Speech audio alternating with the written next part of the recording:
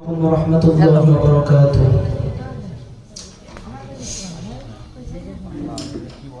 الحمد لله وكفى وسلام على عباده الذين اصطفى. أما بعد فأعوذ بالله من الشيطان الرجيم.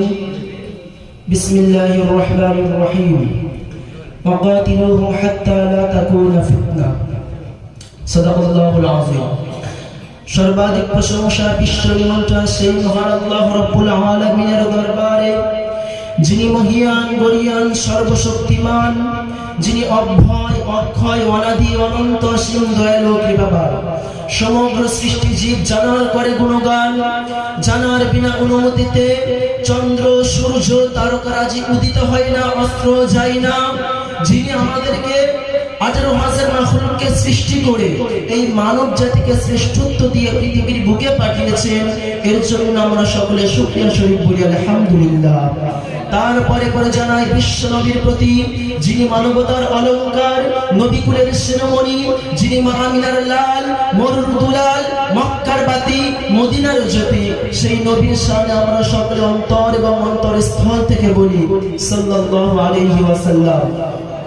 প্রিয় বন্ধুগণ, আমার বক্তব্যের বিষয় হচ্ছে স্বাধীনতা সম্পর্কে। প্রিয় বন্ধুগণ, আমার 1601 খ্রিস্টাব্দে রক্ত পিপাসু ইংরেজ ব্যবসা বাণিজ্য করার উদ্দেশ্যে এই ভারতবর্ষে প্রবেশ করেছিল।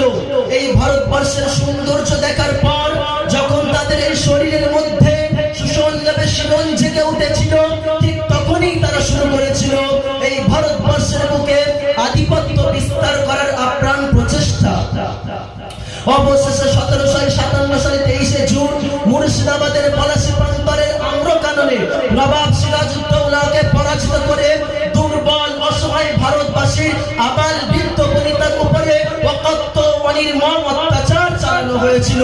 অত্যাচারিত নির্যাতিত সহজ সরল এই ভারতবাসীর মর্মান্তিক ও মর্মাহত অবস্থা দেখে উলামা কুলের শিরোমণি বিখ্যাত দার্শনিক হযরত মাওলানা শাহ ওলিউল্লাহ দেহলভী রাহমাতুল্লাহি আলাইহি সর্বপ্রথম এই ভারতবর্ষের বুকে স্বাধীনতার বীজ বপন করেছেন।